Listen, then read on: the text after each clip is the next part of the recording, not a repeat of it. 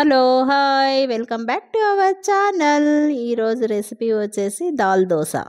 కావాల్సిన ఇంగ్రీడియంట్స్ వచ్చేసి పెసలు, అలసందులు, కందిబ్యాళ్ళు, శనగబ్యాళ్ళు, ఉద్దిబ్యాళ్ళు, బఠానీలు, అలసందులు, మెంతులు అన్నీ కలిపేసి నీట్గా వాష్ చేసుకోవాలా. 2-3 సార్లు వాష్ చేసుకొని నైట్ నానబెట్టేసుకోవాలా. పొద్దున్నే లేసి మిక్సీకి వేసుకోవాలా. ఒక ఇంచు శొంఠి, 3-4 పచ్చిమిరకాయలు, 1/2 స్పూను జీలకర్ర వేసి ఫైన్ పేస్ట్లా చేసుకోవాలా. ఫైన్ పేస్ట్ చేసుకొని ఇన్స్టెంట్గా వేసేసుకోవచ్చు దోశ. మనము సోడా అవసరం లేదు. ఉప్పు, కావాల్సిన వాటర్ కలిపేసి మిక్స్ చేసుకుంటే బ్యాటర్ రెడీ అవుతుంది. పెనం కొంచెం బాగా వేడెక్కినాక కొంచెం వాటర్ వేసి ఆనియన్ వేసి బాగా తుడిస్తే దోశలు అతుక్కోకుండా వచ్చేస్తాయి. ఆనియన్ వేసి కొంచెం పెనం ఇచ్చేసి దోశ వేసుకునేది. ఒక గంటి దోశ వేసుకొని ఎంత పల్చగానైనా చేసుకోవచ్చు మనం దోశ. నీట్గా వస్తుంది. దీని మీద కావాలంటే కారం పొడి అయినా వేసుకోవచ్చు, మునగాకు పొడి ఏమైనా వేసుకోవచ్చు. కొంచెం దోశ కాలినాక పైన 1 స్పూన్ ఆయిల్ కానీ నెయ్యి కానీ మీకు ఏది కావాలంటే అది వేసుకోవచ్చు. వేసుకొని కొంచెం కాలినాక తిప్పేయాల. మామూలు దోశ కన్నా ఈ దాల్ దోశ షుగర్ పేషెంట్స్కి కానీ పిల్లోళ్ళకి కానీ ఎంతో హెల్తీగా ఉంటుంది.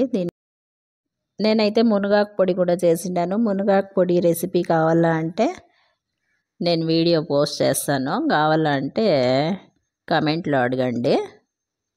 దాని మీద కొంచెం నెయ్యి వేసుకొని నెయ్యి అంతా బాగా నీట్గా స్ప్రెడ్ చేసుకోవాలా. పిల్లోళ్ళకి నెయ్యి వేస్తేనే టేస్ట్ బాగుంటుంది. మునగాకు కారం పొడి కదా, నెయ్యి వేస్తేనే టేస్ట్ బాగుంటుంది. ఆప్షనల్, మీకు ఏది కావాలంటే అది వేసుకోండి. వేసుకొని ఫోల్డ్ చేసి తీసేస్తే ఎంతో టేస్టీగా ఉండే దోశ రెడీ.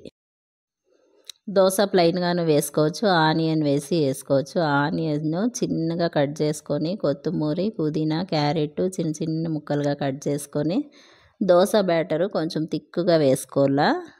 ప్లెయిన్ దోశ కింద కొంచెం తిక్కుగా వేసుకోవాలా. దాని మీద ఆనియన్, కొత్తిమీర, పుదీనా కటింగ్ చేసుకుంటాం కదా, అదంతా నీట్గా స్ప్రెడ్ చేసుకొని కొంచెం ప్రెస్ చేసుకుంటే నీట్గా సిమ్లో పెట్టుకొని చిన్న మంట మీదే కాల్చాలా. మంట ఎక్కువ పెడితే మాడిపోతుంది, లోపల సరిగ్గా కాలదు.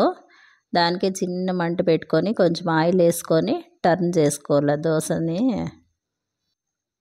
టర్న్ చేసుకొని చిన్న మంట పెట్టుకొని స్లోగా కుక్ చేసుకోవాలా. ఎంత చిన్న మంట మీద కుక్ చేసుకుంటే అంత క్రిస్పీగా క్రంచీగా వస్తుంది దోశ. చూసారా దోశ ఎంత క్రిస్పీగా కాలిందో. ఎంతో టేస్టీగా ఉండే ఆనియన్ దోశ రెడీ. దీనికి మామూలు కొబ్బరి చట్నీ కానీ, టమోటా చట్నీ కానీ, అల్లం పచ్చడి కానీ ఏది వేసుకున్నా టేస్టీగా ఉంటుంది. నేనైతే అల్లం పచ్చడి, కొబ్బరి చట్నీ 2 కలిపి టేస్ట్ చేస్తాను. ఎంతో టేస్టీగా ఉండే onion dosa. Please do like, share and subscribe. Thank you for watching. Bye.